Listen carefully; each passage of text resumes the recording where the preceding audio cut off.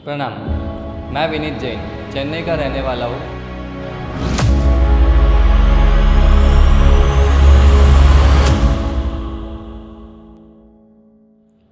दीक्षा का जैसे आपने बोला कि भाव तो आ जाते हैं। भाव आते कैसे हैं? कोई विदाई समारोह में चले गए, कोई मुमुक्षु की स्पीच सुन ली, या फिर कोई महात्मा के प्रवचन में चले गए, उसमें संसार की असारता का पता चल गया।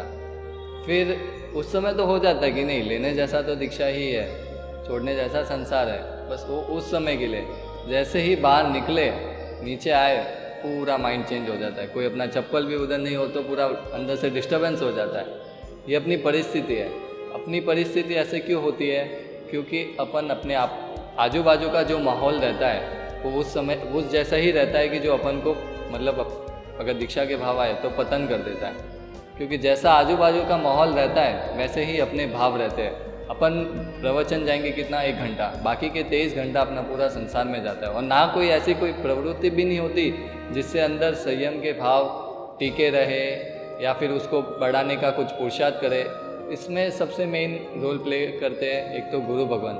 दीक्षा के भाव तो हो गए, भाव होने के बाद गुरु भगवान के पास सतत रहना पड़ता है, सतत उनके पास जाना पड़ता है। फिर दूसरे कल्याण मित्र, आजू बाजू के कल्याण मित्र भी वैसे होने चाहिए जो अपन को दीक्षा के अगर भाव हो गए तो अपन को सपोर्ट करे कि नहीं, तुझे भाव है, तू महात्मा के पास जा या फिर कुछ बुक्स पढ़ वगैरह। तो एक कल्याण मित्र का इसमें बहुत बड़ा रोल प्ले करते हैं।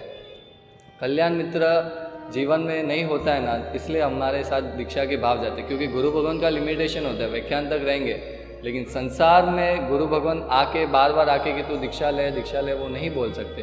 अगर कल्याण मित्र होगा ना तो वो हक से बोल सकता है कि तू तेरी आत्मा का कल्याण कर, अगर तुझे भाव आए तो छोड़ने जैसा नहीं है।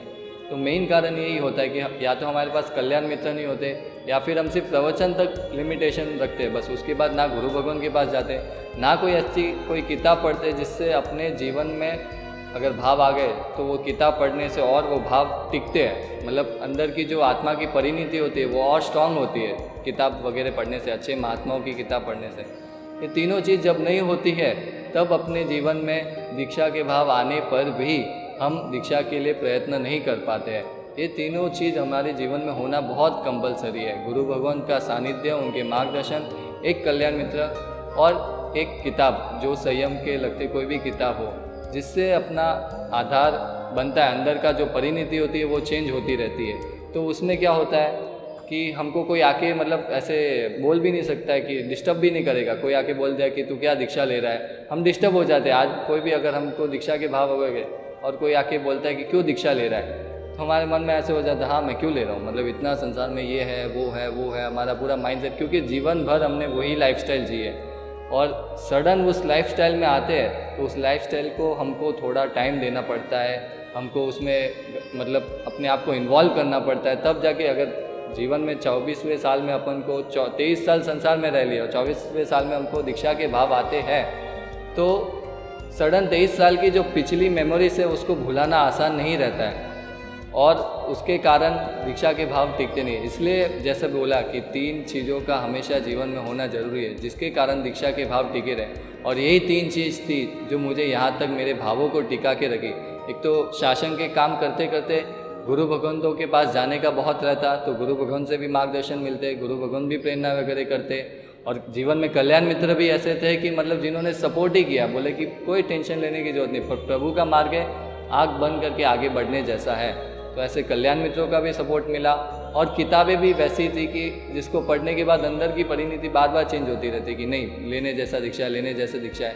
कल्याण मित्रों का ग्रुप भी ऐसा था कि एक एक करके सबकी दीक्षा हो रही थी। तो एक बहुत बड़ा रोल प्ले करता है कि कल्याण मित्र, गुरु भगवान का सानिध्य, मार्गदर्शन, कल्याण मित्र और किताब, इन सब के कारण मैंने अपने दीक्षा के भाव टिकाए। महावीर तारो संग एक जैसा चोला गे रे, महावीर तारो संग एक जैसा चोला गे रे।